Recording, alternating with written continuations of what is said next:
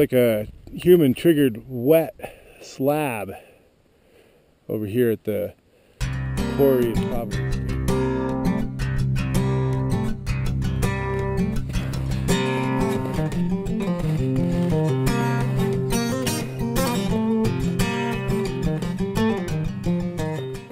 Looks like somebody had a bit of a close call up in here.